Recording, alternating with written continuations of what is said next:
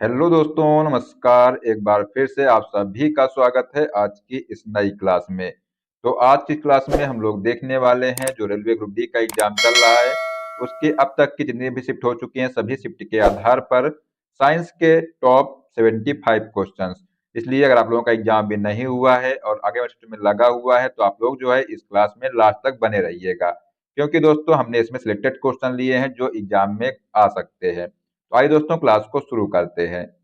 पहला क्वेश्चन है, किसकी उपस्थिति के कारण किसी पादप कोशिका और पशु कोशिका में अंतर पाया जाता है? तो बताइए इसका आंसर क्या हो जाएगा। दोस्तों अगर आपको किसी भी क्वेश्चन का आंसर आता हो तो उसको जो है कमेंट बॉक्स में बताया करिए, जिससे कि आपको क्वेश्चन अच्छे से तैयार हो जाएगा। तो यहाँ पर इसका आंसर हो जाएगा कोशिका भित्ति। तो दोस्तों जो कोशिका भित्ति है ये पादप कोशिका में पाई जाती है और जो पशु कोशिका होती है इसमें ये नहीं पाई जाती है।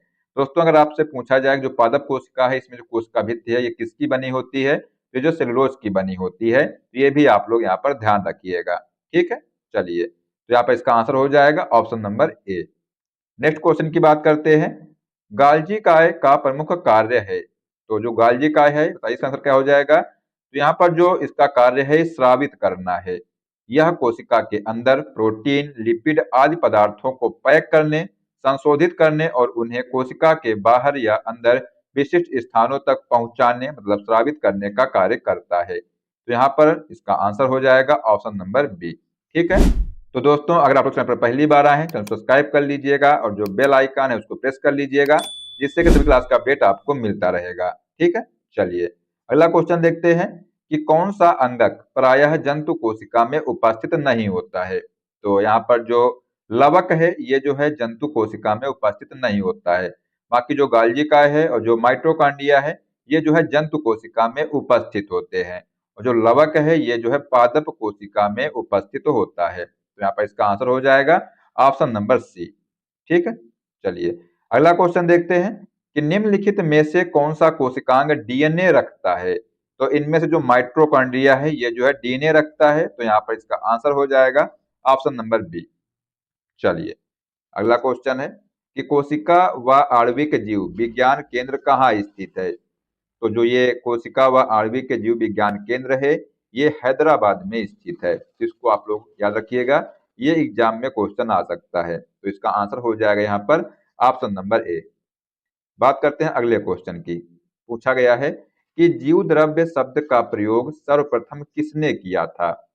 तो जो ये जीव द्रव्य है ये शब्द का प्रयोग सर्वप्रथम पुरकिंजे ने किया था। तो यहाँ पर इसका आंसर हो जाएगा ऑप्शन नंबर सी। दोस्तों जो जीव द्रव्य होता है ये होता क्या है, तो ये जो है कोशिका द्रव्य और कोशिका द्रव्य और केंद्रक द्रव्य, केंद्रक द्रव्य मिल करके जो है जीव द्रव्य बनता है। ठीक है, तो ये जो है आप लोग ध्यान रखिएगा। अगला क्वेश्चन है कि कोशिका की क्रियात्मक गतिविधियां किसके द्वारा नियंत्रित होती हैं। तो जो ये कोशिका की क्रियात्मक गतिविधियां हैं ये केंद्रक के द्वारा नियंत्रित होती हैं। तो यहाँ पर इसका आंसर हो जाएगा ऑप्शन नंबर बी। ठीक है, चलिए अगला क्वेश्चन देखते हैं कि जीव द्रव्य जीवन का भौतिक आधार है, यह किसका कथन है। तो जो ये जीव द्रव्य है ये जीवन का भौतिक आधार है, ये किसने कहा था, तो ये जो है हेक्सले ने कहा था। तो यहाँ पर इसका जो आंसर हो जाएगा ऑप्शन नंबर ए। जिसने भी इसका ऑप्शन नंबर जो ए आंसर दिया है उसका राइट आंसर हो जाएगा। चलिए अगला क्वेश्चन देखते हैं कि फूलों और बीजों को विभिन्न प्रकार के आकर्षक रंग प्रदान करता है। तो यहाँ पर जो क्रोमोप्लास्ट है ये जो है फूलों और बीजों को आकर्षक रंग प्रदान करता है। तो इसका आंसर यहाँ पर हो जाएगा option number C. Next question है, पत्तियों को हरा रंग प्रदान करता है। तो जो पत्तियों को हरा रंग कौन प्रदान करता है बताइए इसका आंसर क्या हो जाएगा। तो यहाँ पर जो क्लोरोप्लास्ट है ये जो है पत्तियों को हरा रंग प्रदान करता है। तो इसका आंसर हो जाएगा ऑप्शन नंबर ए। ठीक है, चलिए अगला क्वेश्चन है कि कोशिका की आत्महत्या की थैली कहलाता है। तो ये जो लाइसोसोम है ये जो है कोशिका की आत्महत्या की थैली कहलाता है। तो यहाँ पर जिस भी बच्चे ने इसका आंसर जो ऑप्शन नंबर डी लगाया है उसका राइट आंसर हो जाएगा। तो दोस्तों यहाँ पर हमने 75 क्वेश्चन लिए हैं और देखते हैं आप लोग जो है 75 में से कितने क्वेश्चन सही कर पाते हैं। ठीक है, तो इसलिए जो है इसको अच्छे से देखिएगा। अगला क्वेश्चन है कि जीवन का भौतिक आधार है, बताइए क्या होगा इसका आंसर। कि जीवन का जो है भौतिक आधार क्या है। तो जो प्रोटोप्लाज्म है ये जो है जीवन का भौतिक आधार है। तो यहाँ पर जो आंसर हो जाएगा ऑप्शन नंबर डी। ठीक है, चलिए अगला क्वेश्चन है कि न्यूक्लियस की खोज सर्वप्रथम किसने की थी। तो जो न्यूक्लियस है इसकी खोज सबसे पहले ब्राउन ने की थी, मतलब रॉबर्ट ब्राउन ने की थी। तो इसका आंसर हो जाएगा ऑप्शन नंबर ए। अगला क्वेश्चन है कि माइटोकॉन्ड्रिया किसमें अनुपस्थित होता है। तो जो ये माइटोकॉन्ड्रिया है ये जीवाणु में अनुपस्थित होता है। बाकी जो हरे शैवाल हैं, कवक हैं और जो ईस्ट है इसमें जो है उपस्थित होता है। तो इसका आंसर हो जाएगा option number B. Next question की बात करते हैं। पूछा गया है कि भोजन का अनिवार्य अवयव है। जो भोजन है इसका अनिवार्य जो अवयव है ये क्या है। तो ये जो कार्बोहाइड्रेट है ये जो है भोजन का अनिवार्य अवयव है। तो इसका आंसर हो जाएगा option number B. Next question है कि निम्नलिखित में से कौन सा पदार्थ मानव शरीर में ईंधन का काम करता है। तो यहाँ पर जो कार्बोहाइड्रेट है ये जो है मानव शरीर में ईंधन का काम करता है। तो इसका आंसर हो जाएगा ऑप्शन नंबर डी। चलिए अगला क्वेश्चन है कि कैप्सूल का आवरण बना होता है। तो आप लोगों ने देखा होगा कि जो कैप्सूल होती है दवा, इसका जो आवरण होता है तो ये पूछा गया किसका बना होता है। तो ये जो है स्टार्च का बना होता है। तो यहाँ पर इसका आंसर हो जाएगा option number A. Next question है कि शहद का प्रमुख घटक है। बताइए क्या होगा इसका आंसर। कि शहद जो है इसका प्रमुख घटक क्या है। तो यहाँ पर जो फ्रैक्टोज है ये जो है इसका प्रमुख घटक है। तो आंसर हो जाएगा ऑप्शन नंबर बी। अगला क्वेश्चन है कि निम्नलिखित में से कौन सी शर्करा तत्काल ऊर्जा प्रदान करती है। तो यहाँ पर जो ग्लूकोज है ये जो है तत्काल ऊर्जा प्रदान करती है। तो इसका आंसर हो जाएगा यहाँ पर ऑप्शन नंबर सी। इसको आप लोग ध्यान रखिएगा। अगला क्वेश्चन देखते हैं कि शहद में मुख्यतः क्या होते हैं। जो शहद होता है इसमें जो है क्या होता है। तो इसमें जो है कार्बोहाइड्रेट होते हैं। तो यहाँ पर जिसने भी इसका आंसर जो ऑप्शन नंबर डी लगाया है उसका राइट आंसर हो जाएगा। चलिए नेक्स्ट क्वेश्चन देखते हैं कि निम्नलिखित में से सर्वाधिक ऊर्जा प्रदान करता है। तो इनमें से जो कार्बोहाइड्रेट है ये जो है सर्वाधिक ऊर्जा प्रदान करता है। तो इसका आंसर हो जाएगा यहाँ पर ऑप्शन नंबर बी। ठीक है, चलिए अगला क्वेश्चन देखते हैं कि मानव शरीर में कार्बोहाइड्रेट पुनः संग्रह होता है। तो ये जो है ग्लाइकोजन में संग्रह होता है। तो इसका आंसर हो जाएगा ऑप्शन नंबर ए। जिसने भी इसका जो है आंसर ऑप्शन नंबर ए लगाया है उसका करेक्ट आंसर हो जाएगा। अगला क्वेश्चन है कि एथलीट को निम्न में से किससे जल्दी और ज्यादा ऊर्जा मिलती है। तो यहाँ पर जो ग्लूकोज है इससे जो है एथलीट को जल्दी और ज्यादा ऊर्जा मिलती है। तो इसका आंसर हो जाएगा ऑप्शन नंबर सी। ठीक है, चलिए नेक्स्ट क्वेश्चन देखते हैं कि शरीर में ऊतकों का निर्माण किससे होता है। तो शरीर में जो है ऊतकों का निर्माण प्रोटीन से होता है। तो यहाँ पर इसका आंसर हो जाएगा ऑप्शन नंबर ए। अगले क्वेश्चन की बात करते हैं। तो एंजाइम मूल रूप से क्या होते हैं। तो एंजाइम है ये जो है मूल रूप से प्रोटीन होते हैं। तो यहाँ पर इसका आंसर हो जाएगा ऑप्शन नंबर डी। अगला क्वेश्चन है कि टेलीविजन का आविष्कार किसने किया था। बताइए, आसान प्रश्न है। तो जो टेलीविजन है इसका आविष्कार जे एल बेयर्ड ने किया था। तो यहाँ पर इसका आंसर हो जाएगा ऑप्शन नंबर ए। ठीक है, नेक्स्ट क्वेश्चन है कि टेलीस्कोप का जो आविष्कार है ये किसने किया था। तो ये क्वेश्चन जो है एग्जाम में बन सकते हैं। तो यहाँ पर आंसर हो जाएगा गैलीलियो ने जो है टेलीस्कोप का आविष्कार किया था। तो यहाँ पर जो आंसर हो जाएगा option number C. Next question देखते हैं कि गुरुत्वाकर्षण नियमों के आविष्कारक किसे माना जाता है। जो न्यूटन है इनको जो है गुरुत्वाकर्षण के नियमों का आविष्कारक माना जाता है। तो यहाँ पर इसका आंसर हो जाएगा option number A. Next question है कि एक जूल में कितने कैलोरी होते हैं। बताइए कि एक जूल में जो है कितने कैलोरी होते हैं। तो ये जो है 0.24 कैलोरी होते हैं। तो यहाँ पर इसका आंसर हो जाएगा ऑप्शन नंबर सी। बात करते हैं अगले क्वेश्चन की। वह उपकरण कौन सा है जिससे समुद्रों की गहराई को मापने के लिए ध्वनि तरंग का प्रयोग किया जाता है। तो यहाँ पर जो सोनार है इससे जो है समुद्रों की गहराई को मापने के लिए ध्वनि तरंग का प्रयोग किया जाता है। तो यहाँ पर इसका आंसर हो जाएगा option number A. Next question है कि निम्नलिखित में से कौन सा यंत्र प्रत्यावर्ती धारा को एक दिश धारा में परिवर्तित करता है। तो यहाँ पर जो अल्टरनेटर है ये जो है प्रत्यावर्ती धारा को एक दिश धारा में परिवर्तित करता है। तो इसका आंसर हो जाएगा यहाँ पर ऑप्शन नंबर ए। ठीक है, ये आप लोग यहाँ पर याद रखिएगा। चलिए नेक्स्ट क्वेश्चन देखते हैं कि साइक्लोट्रॉन किसको त्वरित करने के लिए प्रयुक्त किया जाता है। तो जो ये साइक्लोट्रॉन है ये जो है परमाणु को जो है त्वरित करने के लिए प्रयुक्त किया जाता है। तो यहाँ पर इसका आंसर हो जाएगा ऑप्शन नंबर ए। अगला क्वेश्चन है कि निम्नलिखित युग्मों में से किन भौतिक राशियों के समान विमीय सूत्र नहीं है। तो यहाँ पर जो बल और दाब है ये जो है इनके समान विमीय सूत्र नहीं है। ठीक है, तो इसका आंसर हो जाएगा ऑप्शन नंबर ए। बाकी भार और बल, आवेग और संवेग और जो कार्य और ऊर्जा के जो है समान विमीय सूत्र होते हैं। ठीक है, तो इसका आंसर हो जाएगा ऑप्शन नंबर ए, इनके जो विमीय सूत्र समान नहीं है। चलिए अगला क्वेश्चन है कि एक नदी में चलता हुआ जहाज समुद्र में आता है तब जहाज का स्तर क्या होता है। तो ये जो है थोड़ा ऊपर आ जाएगा। तो यहाँ पर जो आंसर हो जाएगा option number C. Next question है कि एक बीकर में पानी पर बर्फ तैर रही है, जब बर्फ पूर्णतः पिघल जाएगी तो बीकर में पानी का तल क्या होगा। तो ये जो है उतना ही रहेगा। तो यहाँ पर इसका आंसर हो जाएगा ऑप्शन नंबर डी।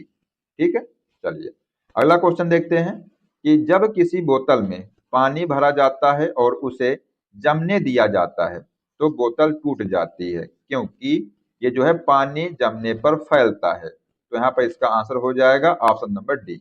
ये आप लोग यहाँ पर ध्यान रखिएगा। नेक्स्ट क्वेश्चन है कि पहाड़ी पर चढ़ता एक व्यक्ति आगे की ओर झुक जाता है, क्योंकि। तो ये जो है स्थायित्व बढ़ाने के लिए जो है आगे की ओर झुक जाता है। तो यहाँ पर इसका आंसर हो जाएगा option number B. Next question की बात करते हैं कि यदि हम भूमध्य रेखा से ध्रुवों की ओर जो है जाते हैं तो जी का मान क्या होगा। तो यदि हम जो है भूमध्य रेखा से ध्रुवों की ओर जाते हैं तो जी का मान बढ़ता है। तो यहाँ पर इसका आंसर हो जाएगा ऑप्शन नंबर ए। बात करते हैं अगले क्वेश्चन की। तो पूछा गया है यहाँ पर कि बल गुणनफल है, मतलब जो बल है ये किसका गुणनफल है। तो आप सभी को मालूम होगा कि F बराबर होता है ma।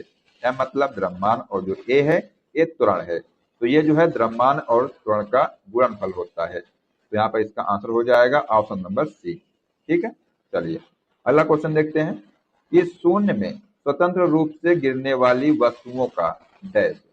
तो ये जो है समान त्वरण होता है। ठीक है, मतलब शून्य में जो है स्वतंत्र रूप से जो गिरने वाली वस्तुएं होती हैं इनका जो त्वरण होता है ये समान होता है। तो यहाँ पर इसका आंसर हो जाएगा ऑप्शन नंबर डी। ये आप लोग यहाँ पर ध्यान रखिएगा। अगला क्वेश्चन है कि एक लड़की झूले पर बैठी स्थिति में झूला झूल रही है और उस लड़की के खड़े हो जाने पर दोलनों का आवर्तकाल क्या होगा। तो ये जो है कम हो जाएगा। ठीक है, तो यहाँ पर इसका आंसर हो जाएगा ऑप्शन नंबर ए। चलिए नेक्स्ट क्वेश्चन की बात करते हैं। पूछा गया है कि यदि किसी वस्तु का वेग दोगुना कर दिया जाए तो क्या होगा। तो यदि किसी वस्तु का वेग अगर दोगुना कर दिया जाए तो संवेग दुगना हो जाएगा और गतिज ऊर्जा जो है ये 4 गुनी हो जाएगी। तो यहाँ पर ये दोनों सही हो जाएंगे। ठीक है, तो इसको आप लोग ध्यान रखिएगा। इसी प्रकार के जो है एग्जाम में क्वेश्चन पूछे जा रहे हैं। ठीक है, चलिए अगला क्वेश्चन है कि निम्नलिखित में सदिश राशि है। तो पूछा गया है कि इनमें से जो है कौन सी सदिश राशि है। तो जो वेग है, वेग क्या है, तो वेग साथियों जो है सदिश राशि है। ठीक है, जो वेग है ये सदिश राशि है, बाकी जो ये तीनों है ये जो है अदिश राशि है। ठीक है, और पूछा क्या गया था कि सदिश राशि। तो यहाँ पर इसका आंसर हो जाएगा ऑप्शन नंबर ए। ये आप लोग याद कर लीजिएगा। बात करते हैं अगले क्वेश्चन की। तो पूछा गया है कि न्यूटन की गति का प्रथम नियम क्या कहलाता है। तो ये जो है जड़त्व का नियम कहलाता है। तो यहाँ पर इसका आंसर हो जाएगा ऑप्शन नंबर सी। चलिए अगला क्वेश्चन है कि दो वेक्टर जिनका मान अलग है तो उनका जो परिणाम होगा ये शून्य नहीं हो सकता है। ठीक है, तो यहाँ पर जो इसका आंसर हो जाएगा ऑप्शन नंबर सी। बात करते हैं अगले क्वेश्चन की। तो पूछा गया है कि बर्फ पर स्केटिंग करना प्रदर्शित करता है कि दाब बढ़ाने पर बर्फ का गलनांक ये क्या होगा। तो ये जो है घट जाता है। तो यहाँ पर इसका आंसर हो जाएगा ऑप्शन नंबर ए। ठीक है, इसको आप लोग याद कर लीजिएगा। बात करते हैं अगले क्वेश्चन की। पूछा गया है कि जब कोई नाव नदी से समुद्र में प्रवेश करती है तो क्या होता है। तो जब कोई नाव जो है नदी से समुद्र में प्रवेश करती है तो थोड़ी ऊपर की ओर उठ जाती है। तो यहाँ पर इसका आंसर हो जाएगा ऑप्शन नंबर ए। ये क्वेश्चन हम लोग पीछे भी कर चुके हैं। ठीक है, चलिए अगला क्वेश्चन देखते हैं। क्वेश्चन है कि निम्नलिखित में से किसमें गतिज ऊर्जा नहीं है। तो इसमें जो खिंचा हुआ धनुष है इसमें जो है गतिज ऊर्जा नहीं है, तो इसमें जो है स्थितिज ऊर्जा है। ठीक है, स्थितिज ऊर्जा इसमें है, तो इसका आंसर हो जाएगा यहाँ पर ऑप्शन नंबर बी। चलिए अगला क्वेश्चन देखते हैं कि जब एक चल वस्तु की गति दोगुनी हो जाती है तो उसकी जो गतिज ऊर्जा है ये क्या होगी। तो जब चल वस्तु की जो गति है ये दोगुनी हो जाती है तो इसकी जो गतिज ऊर्जा है ये चौगुनी हो जाएगी, क्योंकि आपको मालूम होगा कि जो काइनेटिक एनर्जी होती है इसका फार्मूला होता है 1/2 mv²। ठीक है, जब इसको हम दोगुना करेंगे तो ये हो जाएगा स्क्वायर हो जाएगा, तो ये हो जाएगा 4 गुनी हो जाएगी। ठीक है, गतिज ऊर्जा, तो यहाँ पर इसका आंसर हो जाएगा ऑप्शन नंबर डी। चलिए अगला क्वेश्चन है कि जब दूध को बिलोया जाता है तो उसमें से मक्खन अलग हो जाता है, उसका कारण क्या है। तो इसका जो कारण है ये केंद्रापसारी बल है। ठीक है, यानी कि अपकेंद्र बल है। यहाँ पर जो आंसर हो जाएगा ऑप्शन नंबर सी। चलिए अगला क्वेश्चन देखते हैं कि निम्नलिखित में से कौन सा पदार्थ एक अतिशीतित द्रव है। तो यहाँ पर जो कांच है, कांच क्या है, तो ये जो है अतिशीतित द्रव है, तो इसका आंसर हो जाएगा option number B. Next question है कि निम्नलिखित में से कौन हरित ग्रह गैस है। तो यहाँ पर जो सल्फर डाइऑक्साइड है, मीथेन और जो कार्बन डाइऑक्साइड है, ये तीनों जो है हरित ग्रह गैस हैं। तो यहाँ पर आंसर हो जाएगा ऑप्शन नंबर डी, ये सभी, तो ये सभी जो है ग्रीन हाउस गैस हैं। ठीक है, चलिए बात करते हैं अगले क्वेश्चन की। पूछा गया है कि फास्फोरस प्रचुरता से किसमें मापा जाता है। तो जो प्रोटीन है इसमें जो है मापा जाता है, तो यहाँ पर आंसर हो जाएगा ऑप्शन नंबर बी। चलिए देखते हैं अगला क्वेश्चन। तो पूछा गया है यहाँ पर कि हीरे का जो है 1 कैरेट कितने मिलीग्राम का होता है। जो हीरा होता है इसका जो 1 मिलीग्राम जो मतलब जो 1 कैरेट है ये जो है 200 मिलीग्राम का होता है, तो यहाँ पर इसका आंसर हो जाएगा ऑप्शन नंबर सी। ठीक है, चलिए अगला क्वेश्चन देखते हैं। अधातु के ऑक्साइड पराया होते हैं। जो अधातुएं हैं इनके जो ऑक्साइड हैं ये प्रायः क्षारीय होते हैं, तो यहाँ पर इसका आंसर हो जाएगा option number C. Next question है कि आग बुझाने वाली गैस कौन सा है। मतलब जो गैस है आग बुझाने वाली ये कौन सी गैस है। तो ये जो नाइट्रोजन गैस है ये जो है आग बुझाने वाली गैस है, तो यहाँ पर इसका आंसर हो जाएगा option number A. Next question है कि हंसाने वाली गैस कौन सी है।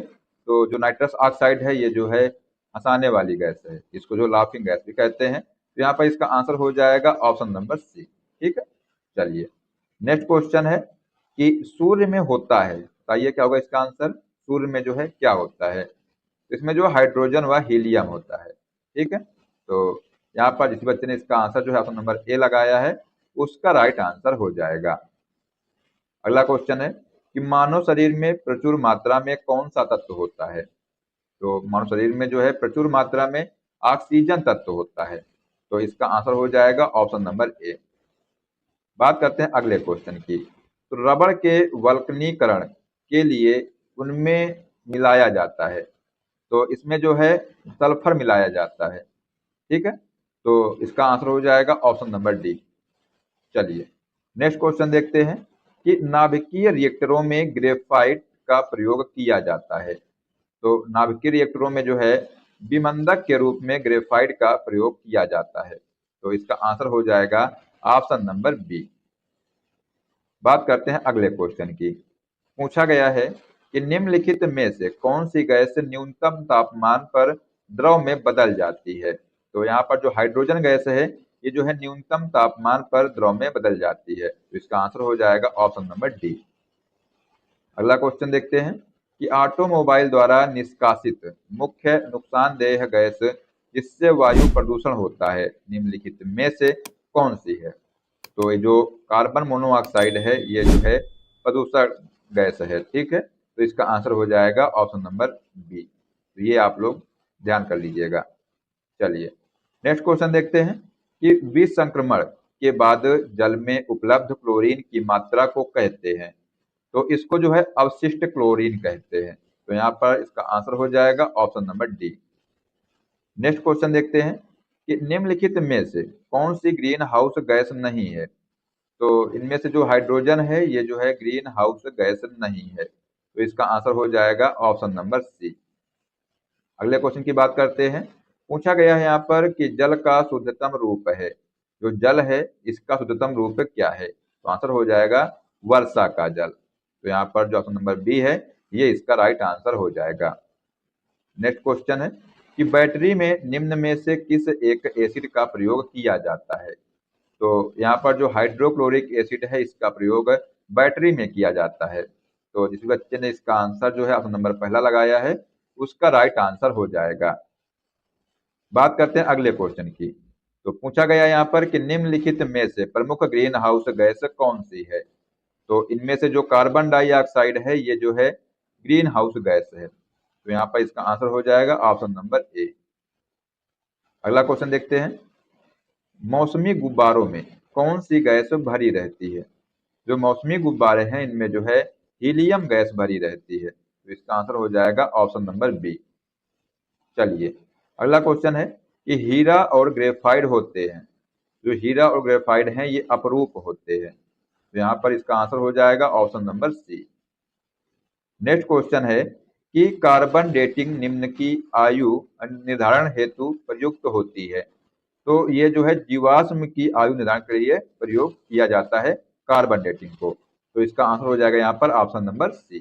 ठीक है। नेक्स्ट क्वेश्चन है कि दिया सलाई की नोक में क्या रहता है? तो जो दिया सलाई की नोक होती है उसमें जो है लाल फास्फोरस रहता है, तो यहाँ पर इसका आंसर हो जाएगा ऑप्शन नंबर ए।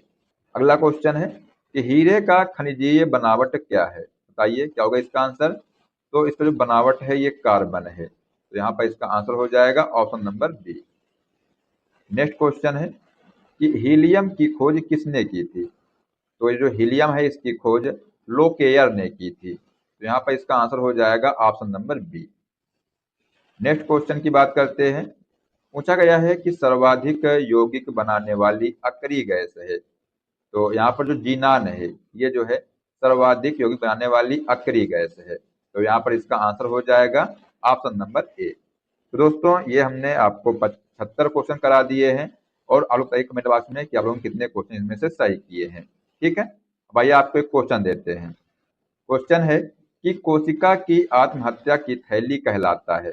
ऑप्शन है गाल्जी काय, माइटोकॉन्ड्रिया, सेंट्रियोल या लाइसोसोम। तो इसका आंसर बताइए आप लोग कमेंट बॉक्स में क्या होगा। देखते हैं कितने बच्चे जो है इसका सही जवाब दे पाते हैं।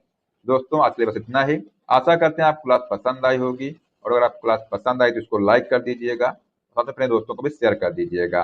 दोस्तों अगर आप चैनल पर पहली बार आए हैं तो सब्सक्राइब कर लीजिएगा और जो बेल आइकन है उसको प्रेस कर लीजिएगा, जिससे कि सभी क्लास का अपडेट आपको मिलता रहेगा। तो मिलते हैं नेक्स्ट क्लास में। जय हिंद, जय भारत, वंदे मातरम।